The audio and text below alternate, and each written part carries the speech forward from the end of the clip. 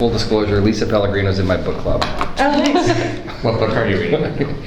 Tomorrow and tomorrow and tomorrow. Tomorrow. Yeah, I haven't started it yet. That's when stuff gets done around here, right? I always All like right. to be in a mag group, like, yeah.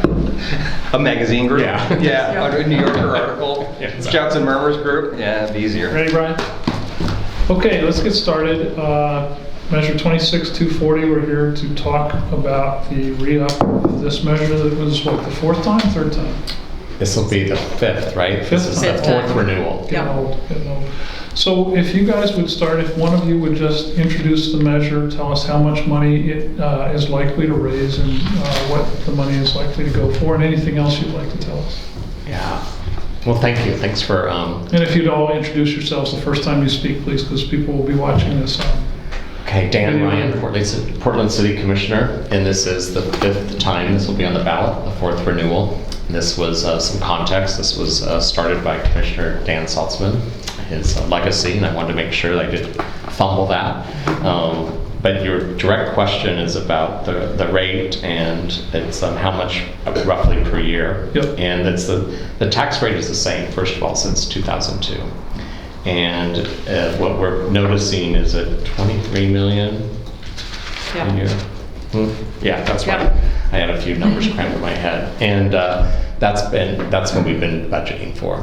And I'll have to say, let me just say that since I've been in office for 2.5 years, since September 2020, Portland's, as you know, has been full of a lot of frustration, a lot of anger, and on all of my assignments, you experience that all the time. So although this is a lighter load, if you will, in terms of my oversight, it's so refreshing when we have a Portland Children's Levy allocation meeting.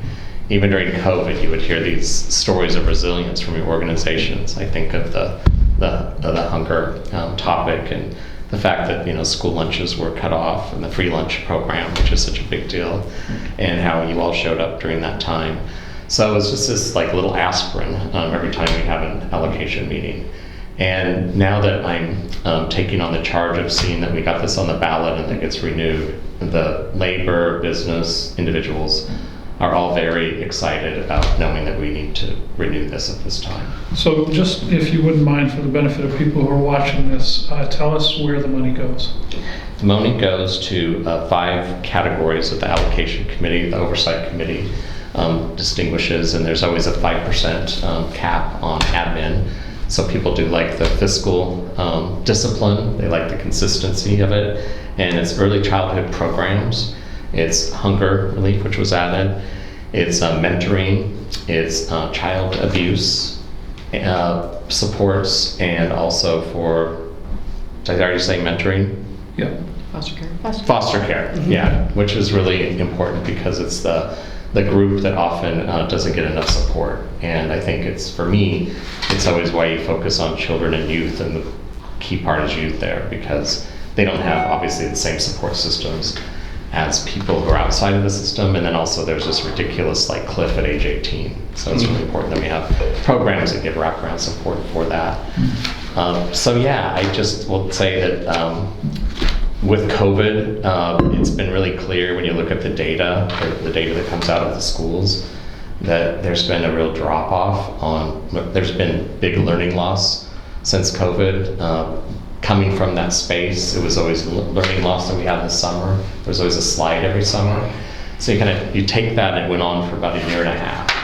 And so we have some catch-up work to do. And these programs, a lot of the programs specifically look at that time outside of the bell schedule. I always say bell schedule, it probably dates me. But when the children are in school, which is 18% of the time, they're cared for by an amazing system called public education. When they're out, it's up to the people at home to take care of them. And some homes have more resources than others. So that's why we've always had some learning loss in the summer.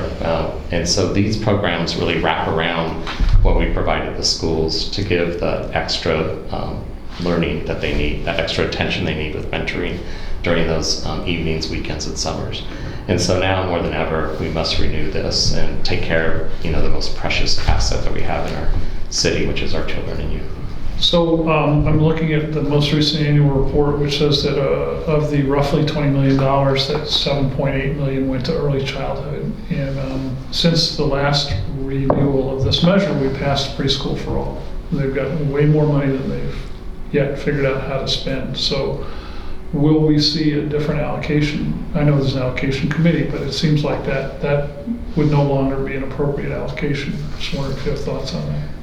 What I like about so far what I've experienced in being on this is that we adapt. And so I've had conversations with Chair Vega Peterson on this point, and she's talking to her stakeholders, and there will be some pivots there. However, let's also go back to the distinguishing factor that is for the infrastructure of the bell schedule, if you will, for pre-K, and this is about the wraparound supports after those programs close down. As well. So I think that there'll be some edits, but it won't be a linear, like because that passed, then this goes away. But she and I had a good dialogue about how there'll be some, we'll edit that a bit and look at some of our other areas with mental health issues spiking and such. We know that there's a lot more need in terms of child abuse, support services, and in the other categories. Hunger is obviously taking off, hunger services. So yeah, there'll be dialogue about how we'll pivot. Yeah. Joe, what is your organization? What's your connection here? My organization is a very long name, Portland Opportunities Industrialization Center, Yeah. plus the Rosemary Anderson High School. Yeah. POIC plus RHS, yes. So how do you connect with us? Have you gotten funding from the Children's Levy in the past?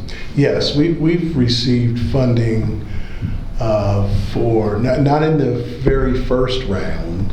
I was actually a volunteer reader for the allocations in the beginning to help vet some of the applications. So I've been a part of this. I was excited from the first time I heard about the Portland Children's Levy, and so I was asked to volunteer and was fired up from the very beginning. And so then we went on to apply, and I would say that for us, the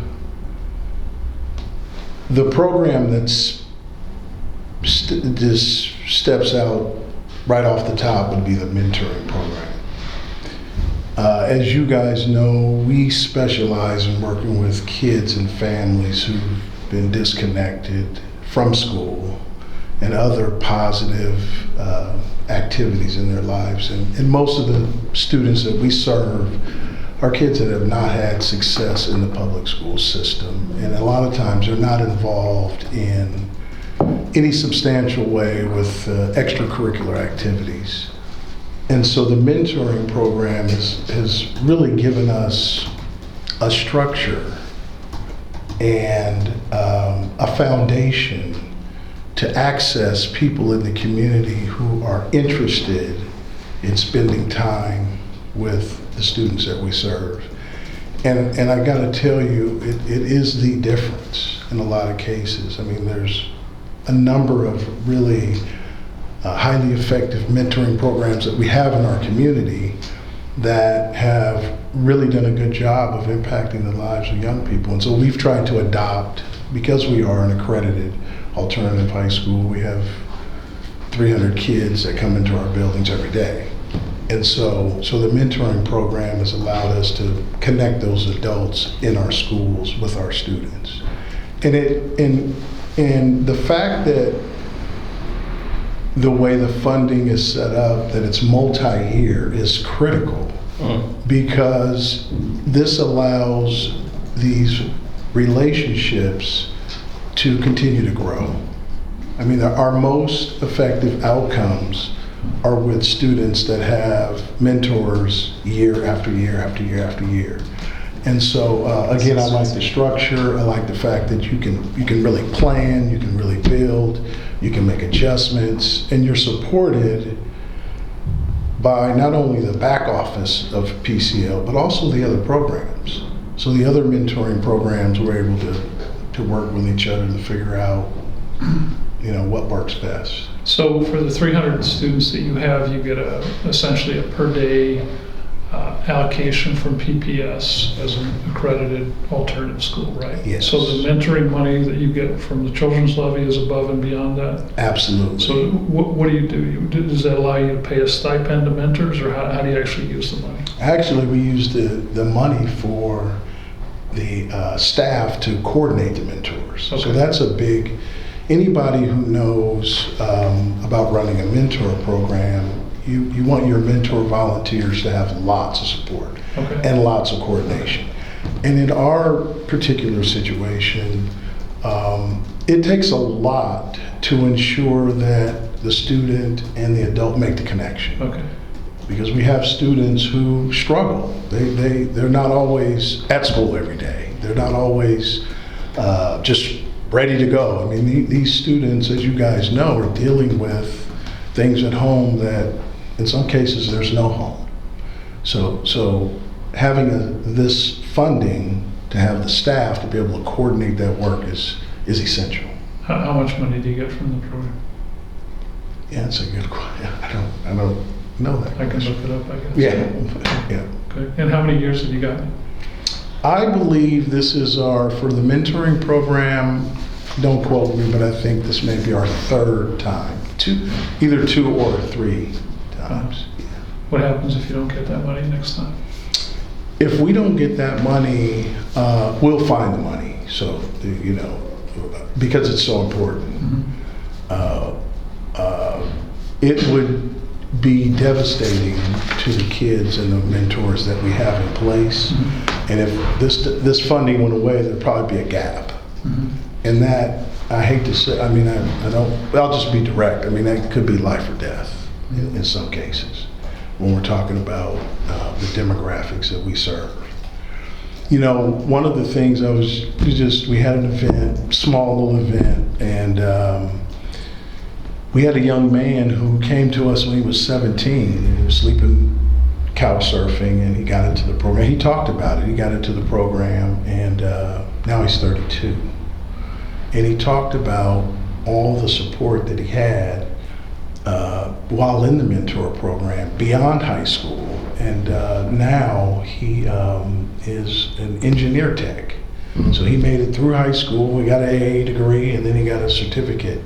And he talked about it, and he's very, very appreciative. And during the event, which happened last week, he called out a few of his mentors at the event, and he talked about the importance of that because he felt like he never fit in. And so that's just one example of How many mentors do you power of have, support. roughly? It varies. So COVID threw a monkey wrench in the connections, but we usually about 30 to 35 matches a year. So somebody talked about how kids get thrown onto the street at 18 if they're in the foster care program, and I'm just wondering, generally speaking, if it's harder to raise money to help teenagers than it is to help small children. I wouldn't know because we don't raise money for small children. Right, I know you're high school, but I'm just It's a curious. struggle where you go. I think raising money is tough. Yeah. So I wouldn't know. But although I will say that just as a giver, when the little kids are Right. there, it does have a special kind of pull. At least I can speak for myself.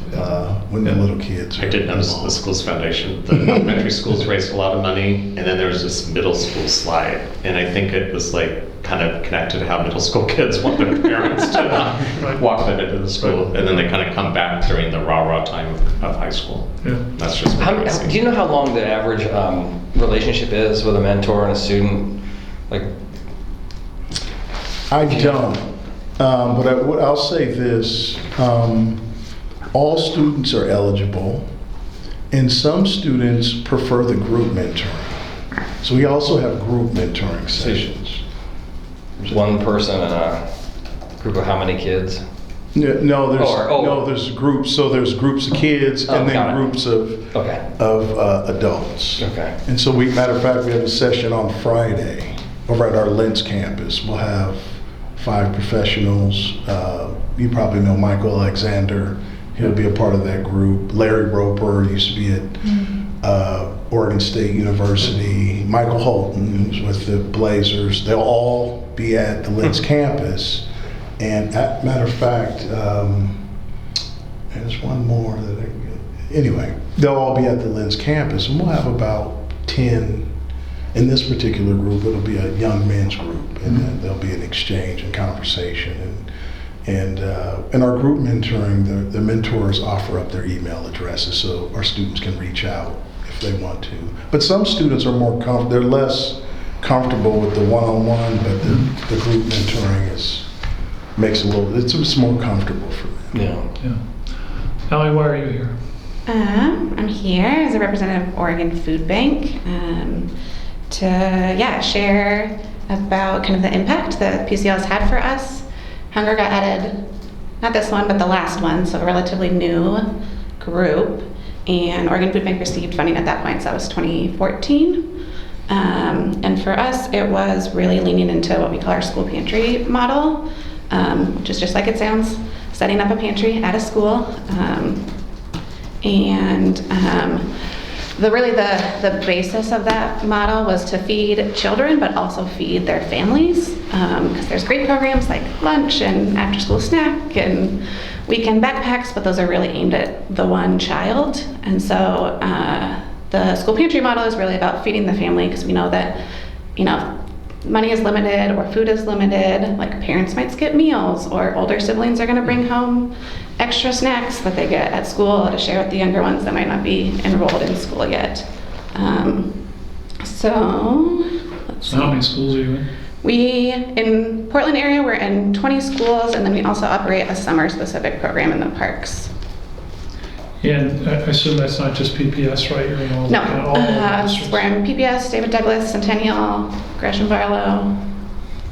Is that all 5? Did I name And 5? that's based on Title I, or based on? Yeah, so we're working with Title I schools, as well as we picked them originally based on free and reduced lunch rate. So like most of the schools we're working with, they're 80% or above. Those numbers are a little hard to work with these days now that we have awesome programs like community eligibility provision, which expanded free lunch to hold the whole school without having to do the whole application. But So, and are you serving all the schools you'd like to serve, or is there a lot of unmet need? Depends. I would say I get calls from schools, at least one a week, that says, "Oh, I heard about the school pantry at my middle school. I want one too." So I think there's the desire for more, but I think also trying to not limit, but like make the school pantries really a community hub. So if it's at the middle school and it's walking distance to the 3 elementary schools, like it's more cost efficient to really,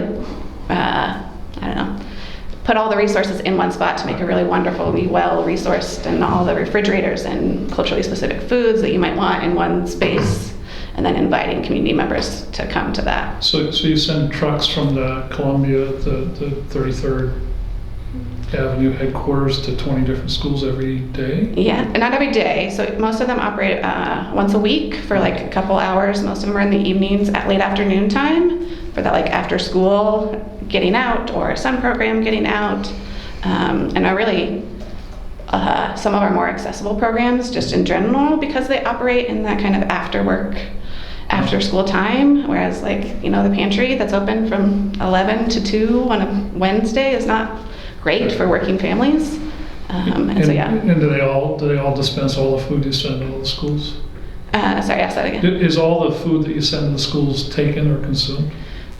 Majority of it. One of the things for all of our school pantries, they have storage that's dedicated on site. So that's one thing that we agree with the school district. So that's a limit to how many schools we can work with, is we need the space to do it. So they have ability to store things, so we can send frozen and refrigerated and fresh produce, as well as dry goods. So, but I would say most of them, their delivery comes the same day as they're open, and they're going to hand out probably 90% of that food that day, and maybe have a little bit of leftovers. So did you have school pantries before you got money from the Children's Levy? We did. It was a smaller program. I think we were about 10 school pantries tri-county wide. So that was, I think 7 of them were in Multnomah County. I don't know if they were. There's a couple outside of the Portland city limits. And in through PCO, we have 20, but overall we have 50 school-based food pantries kind of spread out throughout the Tri-County area.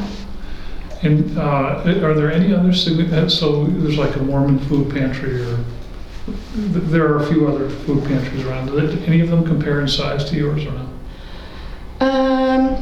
Or do any of them focus on schools besides you? Yeah, there's definitely, we work with statewide we work with about 1,400 partners. So there's all kinds of people that we work with. Pantries, meal sites, school, like backpack programs. In the metro area, we're working with about 300 different agencies. And so our school pantries make up, what is that? The whole list is about 35 of them in that 300 are school-based food pantries. Some folks are working with we have a few backpack programs, which is really some weekend snacks and 1 or 2 easy to cook meals for a kid. But this is really their main effort and program type in addressing child hunger. So Dan, since Mark Zussman can't be here with us today, I'm going to channel Mark Zussman's question that he's asked Dan Saltzman for 20 years. And that's that nobody would dispute, both these organizations, POIC and Food Bank, are very well known, highly respected. They do amazing work. Nobody would dispute that. The question is, why is the city in this business? DHS is in the food business statewide, Portland Public Schools, MESD, you name it. There are a lot of organizations that are supportive of what POIC does. I'm sure not as much support as you would always like to have, but the city is not in the food business and the city is not in the educational business. So why are we asking taxpayers to essentially help you engage in mission creep? Why would the city who focuses on infrastructure, who focuses on community safety, on economic development, want to make certain that we have investments for children and families? Because the long-term economic plan, first of all, is always children and families. How we raise our children from birth to career is probably the biggest responsibility of any municipality. And so it's our job to be in this objective collection lane, which we do very well. And we have a very disciplined system with the 5% overhead, which probably you might like it to be larger, but we have a very disciplined approach, and it allows us to be objective. We partner with the county. So I mentioned earlier that Chair Vega Peterson's on the allocation committee. The county gets 1 rep, the city gets 1 rep. It might be the most, the cleanest and tightest and highly functioning relationship that the city and the county participate in to deliver results. So it's not broken, and there's no reason to fix it. I'm not saying it's broken. I guess what I'm saying is, since this started, we used to think this was a lot of money. Remember there were days when people said, gee, that Portland Children's Levy, that's got a lot of money. Well, now we see the Supportive Housing Services measure, we see preschool for all, we see other measures that, the PSEF, we see other measures that have dwarfed this. And it has been well managed. We've looked at the audits, and we know that they've had a fiscal staff that watches the pennies, and they've rejected a lot of applications. One of the things I like about Children's Levy is they reject a lot of applications, which means they're tight with their money. But it still seems like mission creep to me. It's important that we just continue to sustain the service that we're providing to our partners. And I think, again, that the city needs to continue to grow our own, and we have to continue to get results for those children that don't have the supports that many other families do, especially off bell schedule. So it's really tight. I like that we also have not just allocation committee, but now we have a community advisory committee. So there's a lot of accountability and engagement on this system, and it really does. It's a shared responsibility. We just have the infrastructure of the city to collect the money and get it out quickly. Sounds like you're, sorry, I'm actually calling it the campaign. It sounds like you're arguing that we should ask for more money, which is what. Well, I was just about to ask you that. But I do think that, one of the great things, and I worked on the first campaign in 2002, so I'm feeling very old right now, and have worked on every renewal. We made a commitment to voters that it was going to be 42.26 cents per thousand, and initially it raised $10 million a year, which felt significant, and now it's raising $23 million a year which serves 91 programs. The great thing about this is because it is the size it is, we're able to keep the other promises around admin cap. It's a really small group of people that are at at the city who are doing this work, but they are working with, 90 organizations and providing services. So, it has really served the city well for 20 years. And the other thing that, to channel down Salzman, my former boss, is that, one of the things that we really liked about it was the city were making a commitment, voters were making a commitment and saying, we are prepared to pay this because we're investing in our children at this level at our city. And it's been really successful and really well supported. So, but you started to ask yourself a question, so let me ask it of the table. Okay, you say it's really good and it is good. Why not do more? Yeah. Why not do more? So you keep. You read the room right now, and the big room out there. Yeah. And what I noticed as the person who's the chief fundraiser to get the message out, people really like the term renewal, and they love hearing that it's at the same rate. Same tax rate. Mm-hmm. Okay. So you think there are too many other taxes? I think it's important for me to focus on raising money to pass this thing, because I'll be damned if the children's levy is not going to be renewed under my watch. Now, does it say somewhere in the small print of the children's levy that the commissioner leading this effort has to be named Dan? Is that how you know? That's come up in a couple of my calls to get money from labor and businesses and individuals. Yeah. How much have you raised so far for the campaign? How much have we collected? I think we have commitments like we're in the 6 digits now. Something. Yeah. Yeah, and I guess we couldn't find any opposition if there would be opposition here, so.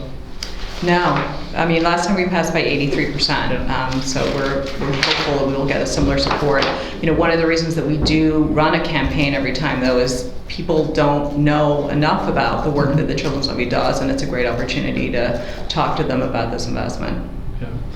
I do want to ask, and again, I know it's in your annual report, but how many awardees are there and how many people are rejected, roughly? How many groups are rejected? Well, I know there's 91 that we're funding currently. Okay.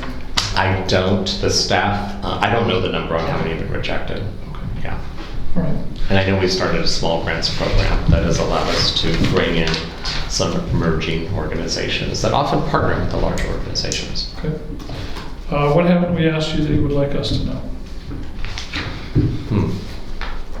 Anyone can pipe in if you want to tell a story. Stories are While you're thinking about that, can I just would you clarify, in terms of the overlap with Preschool for All, is Preschool for All more the formal bell-to-bell time? the infrastructure of, say, a daycare system. Yeah, like the facilities, the teachers, the whole, and Children's Levy would be more the after school? That's what the conversation I had with Chair Vega Peterson, right, was that we still need the wraparound services. Which include organizations such as the food bank. So the infrastructure is pre-K for all, and then this would be just like, we don't fund schools with this levy, we don't fund that infrastructure, but we do the wraparound services. So I think it's in that same category. Okay. And in our dialogue, we've seen that there could be proportionality shifted away from the proportion of investments that currently go to early childhood could shift to some other areas. Because pre-K for all would pick up. Because there's going to be some overlap. Yeah. And she's having dialogue with those recipients now. So we have their input before we make that decision. And then have people from these other levies by any chance come to ask you all how to run one of these things? They've not asked there's me. a lot of I wonder if expertise, they asked right? I the- mean, some which seems like it's needed. Yes? No? I have not been asked personally. Yeah. All right. I would, Joe, please. yeah, I would offer that, I've been around for a few years now, and I would want voters to know that, we're funded by school districts and the county and the state and the feds, the local workforce board. And I will say that Lisa and her group, they're probably the tightest in terms of when you're missing your mark or you're not on track for your outcomes. You get a phone call and a visit. I've sat with Lisa and her team to talk about, okay, you're here, how do we get there? And so with the Portland Children's Levy, the back office, Lisa and her team for years, they are there and ready to make sure that you're on the track toward success. And if you're not, like I said, they will be there to talk to you about it and come up with a plan. And I think that's, I mean, actually, their model, I think, could be useful for other funders. So that I would want voters to know that about. I'm glad you brought that up because I've been on both sides of this now. And I know in our allocation committee meetings as well, we have recipients come and the dialogue is so transparent and fluid. It's not a gotcha moment. It's more like, let's really understand what's going on because the schools are closed. There's learning taking place on Zoom calls. I know I've read books on Zoom to kindergartners. It really doesn't work very well. And so, we had a lot of learning loss. And just to have them come in and explain those stories and to hear about the stress at home and the mental health episodes that were taking place, the middle school uptick in discipline challenges. We're just hearing some really gripping stories at these meetings. And so it's great to have that type of transparent dialogue.